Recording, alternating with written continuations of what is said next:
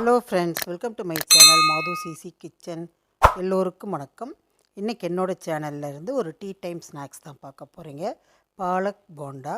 பாலக்கீரையில் போண்டா செஞ்சு பாருங்கள். ரொம்ப ரொம்ப அட்டகாசமாக இருக்கும். குழந்தைங்களாம் ரொம்ப விரும்பி சாப்பிடுவாங்க. உடம்புக்கு நல்லது கூட. இதை எப்படி செய்கிறதுன்னு பார்க்குறதுக்கு முன்னாடி இது வரைக்கும் என்னோடய சேனல் லைக் பண்ணலன்னா லைக் பண்ணிவிட்டு சப்ஸ்கிரைப் பண்ணிவிட்டு பெல் ஐக்கானை கிளிக் பண்ணிவிட்டு அப்படியே ஆளுங்கிற ஆப்ஷனை செலக்ட் பண்ணிக்கோங்க. அப்போ தான் நான் போடுற எல்லா வீடியோஸும் உங்களுக்கு நோட்டிஃபிகேஷன் வரும், நீங்களும் பார்த்துக்கலாம். இப்போ எப்படி பண்ணுறதுன்னு பார்க்கலாம். பாலக்கீரை ஒரு கட்டு எடுத்துகிட்டு இலையை மட்டும் கிள்ளி வச்சுருக்கேன்.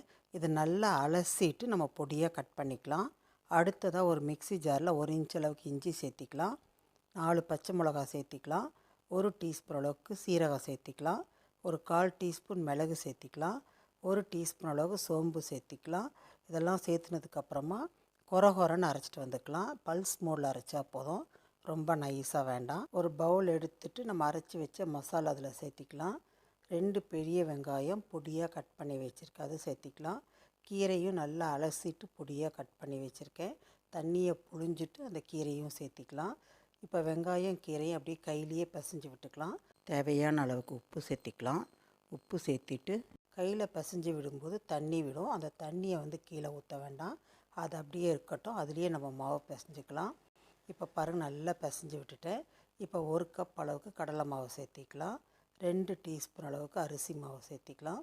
காரம் நம்ம பச்சை மிளகா போட்டிருக்கோம், அதுவே போதும். தேவைப்பட்ட நீங்கள் கொஞ்சமாக மிளகாய் பொடி சேர்த்திக்கலாம். முதல்ல மாவு கலக்கும்போது வெங்காயம் கீரையில் இருந்த தண்ணியிலேயே நல்லா கலந்துக்கலாம். அடுத்ததாக கொஞ்சமாக தண்ணி தெளிச்சிட்டு கலந்துக்கலாம்.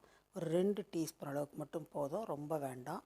ரொம்ப தண்ணி விட்டோம்னா மாவு தண்ணி மாதிரி ஆகிடும். போண்டா கிள்ளி போடுறதுக்கு கஷ்டமாக இருக்கும். அப்புறம் கரண்டியில் எடுத்து விடுற மாதிரி ஆகிடும். அதனால் கம்மியாக விட்டு மாவு கலந்துக்கலாம். நல்லா கையில் பிசைஞ்சு விட விட நமக்கு சாஃப்டாக வரும் போண்டா. இப்போ 1 டீஸ்பூன் அளவுக்கு கொஞ்சமாக தண்ணி விட்டுக்கிறேன். சூடாக காய்ச்சினேன்னா ஒரு கரண்டி விட்டுட்டு இதை நல்லா மிக்ஸ் பண்ணி விட்டுக்கலாம். கரெக்டான பதத்துக்கு வந்துருச்சு. இந்த அளவுக்கு தண்ணி போதும், ரொம்ப தண்ணி வேண்டாம். ரொம்ப தண்ணி விட்டோம்னா நமக்கு போண்டா எண்ணெய் நிறையா குடிக்கும். அதனால் அளவாக தண்ணி விட்டுக்கலாம். மாவு கரெக்டான பக்குவத்தில் இருக்குது. இது மாதிரி இருந்தால் தான் உருட்டி போடுறதுக்கு கரெக்டாக இருக்கும். போண்டாவும் எண்ணெய் குடிச்சு வராது. அடுத்ததாக நான் எண்ணெய் காய வச்சுருக்கேன். நல்லா எண்ணெய் காஞ்சதுக்கப்புறமா சின்ன சின்ன உருண்டையாக மாவு உருட்டி வச்சுருக்கேன், அதை போட்டுக்கலாம். போண்டா போட்ட உடனே நம்ம கலக்கக்கூடாது, கலக்கினோம்னா உடஞ்சி போயிடும். அதனால் ஒரு 2 மினிட்ஸ் விட்டுட்டு லேசாக அப்படியே கரண்டியில் பரட்டி விட்டுக்கலாம். அப்போ தான் நல்லா வெந்து வரும். அப்பப்போ லேசாக பரட்டி விட்டுக்கிட்டே இருங்க, அப்போ தான் எல்லா சைடும் யூனிஃபார்மாக வேகும். இல்லைனா ஒரு பக்கம் வெந்து ஒரு பக்கம் வேகாமல் இருக்கும். இப்போ பாருங்கள், பார்க்குறதுக்கு எப்படி அட்ராக்டிவாக கலர்ஃபுல்லாக இருக்குது. ரொம்ப டேஸ்ட்டாக இருந்தது. கீரை வேண்டான்னு சொல்கிறவங்களாம் கூட இந்த போண்டா விரும்பி சாப்பிடுவாங்க. குழந்தைங்கள நம்ம கீரையில் பொரியல் பண்ணி கொடுத்தா அதிகம் சாப்பிட மாட்டாங்க, அல்லது கீரை கடைஞ்சி கொடுத்தா கூட அதிகம் சாப்பிட மாட்டாங்க. இது மாதிரி ஸ்நாக்ஸ் மாதிரி பண்ணி கொடுத்தோம்னா ரொம்ப விரும்பி சாப்பிடுவாங்க. அவ்வளோதான், நம்மளோட பாலக் போண்டா ரெடி ஆகிடுச்சு. அப்படியே சூடாக ஒரு காஃபியோ டீயோ கொடுத்துட்டு இந்த போண்டா வச்சு கொடுத்தோம்னா எவ்வளோ தான் சாப்பிட்றாங்கன்னு தெரியாது, அந்தளவுக்கு சாப்பிடுவாங்க. பாருங்கள் எவ்வளோ சாஃப்டாக இருக்குது. அந்த கீரை பாருங்கள், அப்படியே பச்சை பசேல்னு பார்க்குறதுக்கே அவ்வளோ அட்ராக்டிவாக இருக்குது. கண்டிப்பாக குழந்தைங்களாம் விரும்பி சாப்பிடுவாங்க, வீட்டில் இருக்கிறவங்களாம் விரும்பி சாப்பிடுவாங்க. ரொம்ப ரொம்ப டேஸ்ட்டாக இருக்கும். இது கண்டிப்பாக வீட்டில் செஞ்சு பாருங்கள்.